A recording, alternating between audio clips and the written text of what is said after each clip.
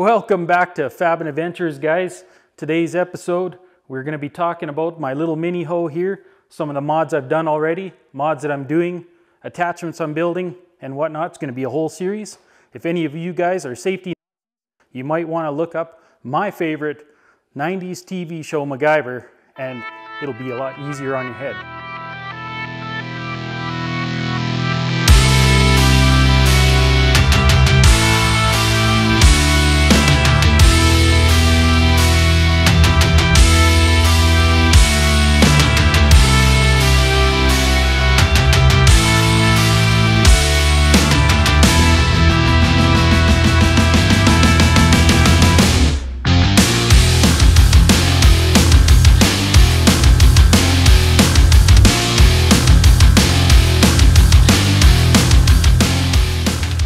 All right, it's been a long time since I've done a video.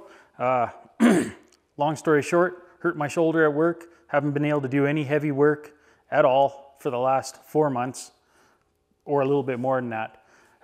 So anyhow, you know, we got this yard, 13 acres in the bush. We got a lot of cleanup to do and whatnot, and picking logs off the ground and digging holes, and that general yard maintenance sucks. So I picked up a mini hoe to make things easier on us. We're not getting any younger, and I think it'll do. It's just a little guy, a little 1-ton mini hoe, and so far it seems pretty good. And I've done the general modifications already that lots of people do. Basically clean the carb, and I made the back panel hinging. But enough talking. We're gonna get straight to it. I hate them videos that go on and on and on. So let's go have a look at what I've done. So if you're new to this channel, we do everything on here. We weld, we run plasma cutters, we run lasers, we grind, we fabricate stuff, we build all kinds of stuff. We go on adventures, we jet boat, we go 4x4, we do almost everything you can. We drink rum while we do it. If that's something you're gonna like and you're not a safety, stick around, you're gonna see some cool stuff. So you safety Nazis are gonna cringe. I'm gonna fire this baby up with no proper ventilation and whatnot, and I don't care.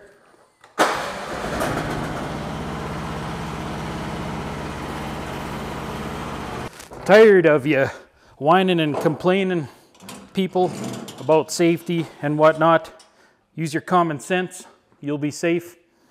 I do the general stuff that I need to do. Put safety glasses on when I'm grinding, and earplugs on super loud stuff. And something like this, running it for 5 seconds in the shop is not gonna kill me. I'm not gonna grow a third arm or some shit like that. So anyhow, here we are. As you've seen, I made this rear panel hinging. Basically, these things are not built for easy maintenance. You gotta have tiny little Chinese hands to get into some of these spots to get these bolts loose and whatnot. And if you want to change your oil, you can't. I mean, it'd be pretty tough through this little access panel here. You can kind of check your oil, but it's still a pain in the butt. And I think it took me close to an hour to get this back panel off. So I said, I never even bolted it back up. I went and got the parts and I made it hingeable.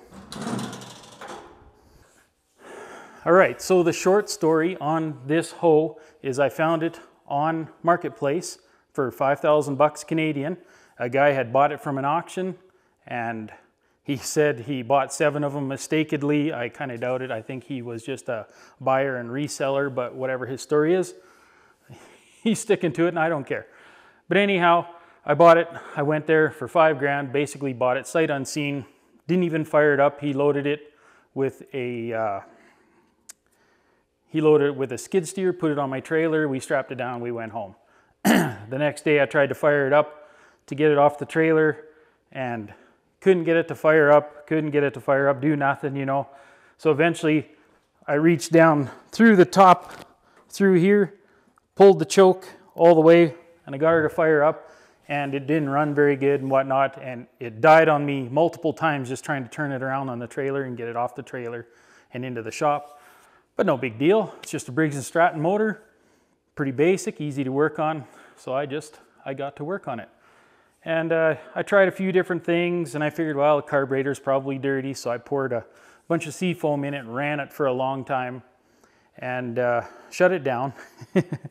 I shut it down, let it sit for a while, and I had supper, or maybe watched a movie or something like that. Came back out to the shop. Now it's like probably 11 o'clock at night. The wife's in bed. I like to tinker at night.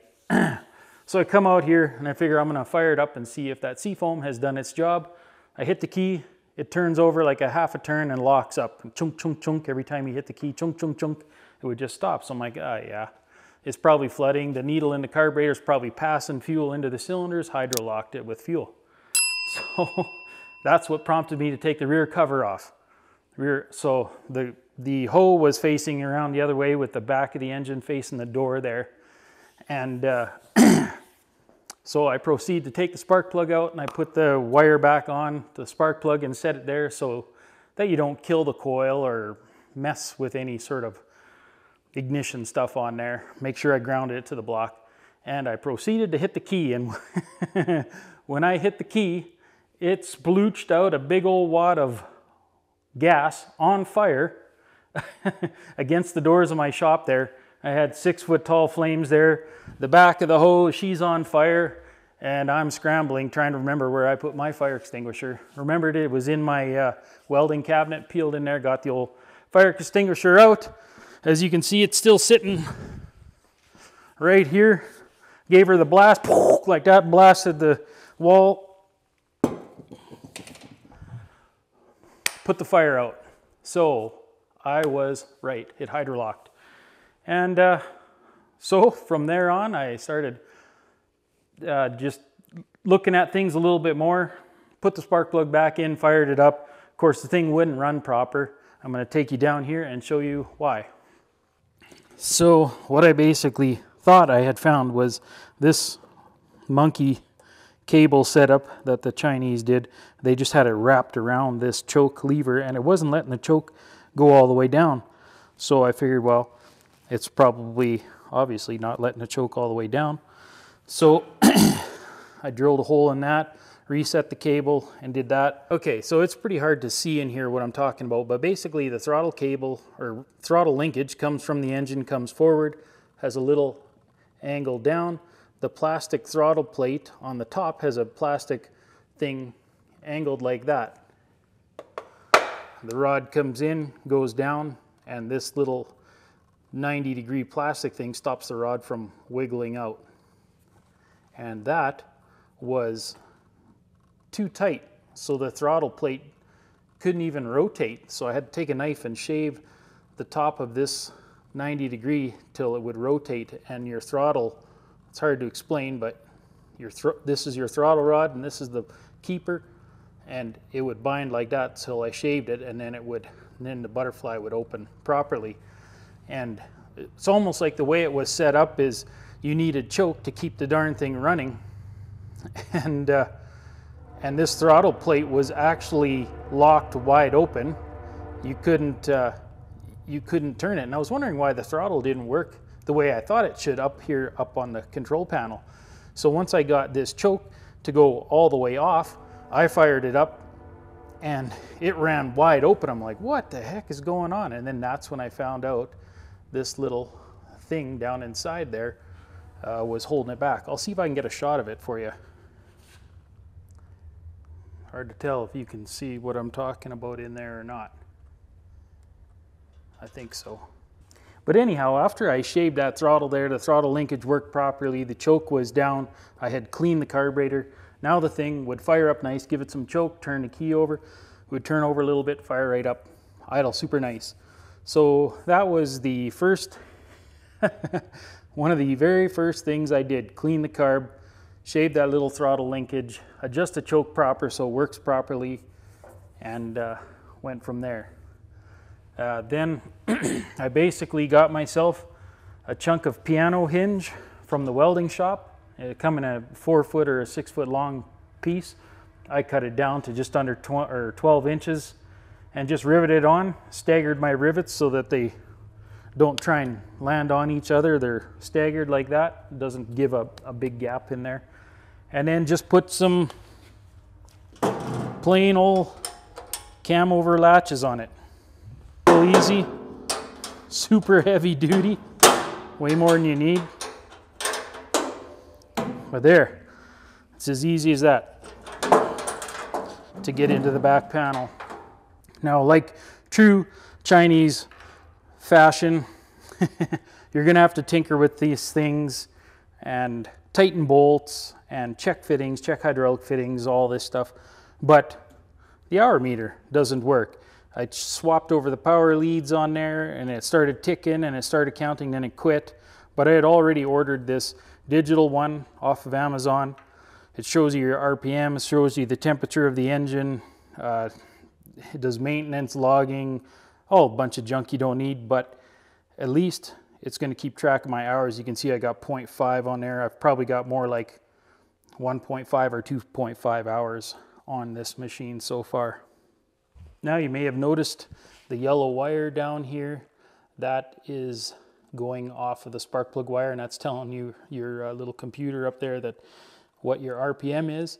And there's also another line going back in there that you can't see. I've got it fed behind this bracket here, and it goes down to the spark plug, and that's reading your temperature of your cylinder head. Pretty simple, pretty easy to set up, and it's just battery powered. So batteries will probably die, but hopefully it has a memory and doesn't lose my hours on the engine.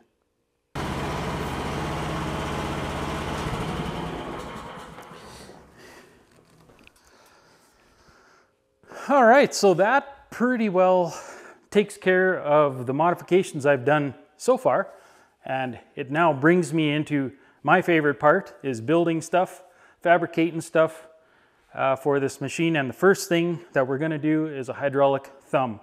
And everybody sees, I shouldn't say everybody, but a lot of the guys out there are using a 6-inch cylinder, but it doesn't, let's just get this up here. It doesn't allow this thumb to come all the way back. It still sits down something like that. So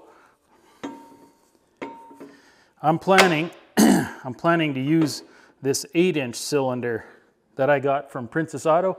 And you guys in the States don't have Princess Auto. Your closest thing would be Harbor Freight. And unfortunately for you, it's not Princess Auto, because they have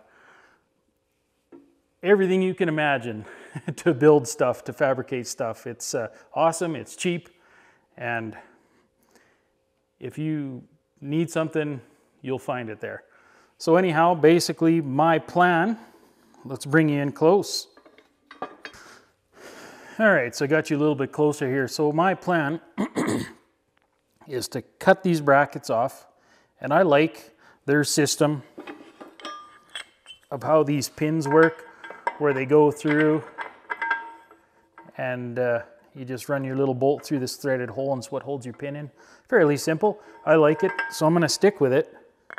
What I'm going to do is I'm going to cut both these brackets off, probably cut this one down like that, and I'll re-weld this and the other half up here where it needs to be. And we can kind of see roughly where it needs to be by just simply doing something like that. We'll have room here. Nothing's going to connect up in here on the main part of the arm. And with an 8-inch stroke, and I mean, we got just about 4 inches here roughly. So your full stroke is going to be about 8 inches, not 6 inches. So that's why I want to go with the 8. I want to be able to retract this thumb completely up and out of the way as much as possible. So yeah, it's going to be a real simple modification, real simple little program. We're going to be starting that tomorrow. And I've already got the hoses made, which brings me to that. If you didn't know, just like I didn't know, this is a DIN hydraulic fitting.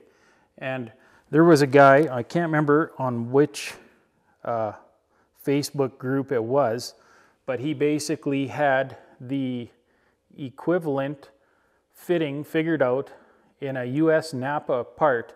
So I took his part number to our Napa here in Canada and gave it to her. And she says we don't deal with that brand, but she cross-referenced it to a gates part.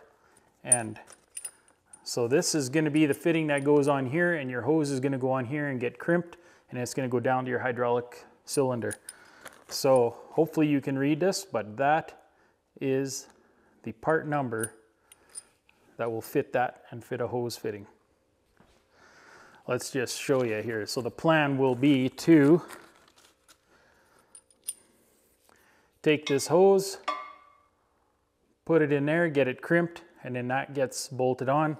The other end of this hose goes down to the hydraulic cylinder, give it enough loop so it has room for movement. And I have more than enough here. And I just have a black iron fitting here is what the guy used. I was trying to find a 90-degree fitting to put on here, but they didn't have anything in stock. It's basically going to go onto the hydraulic ram and go in there. And we should have a simple working thumb. All right, so then the next plan is making attachments. I'm going to make, probably the first thing I'll be making is a ripper.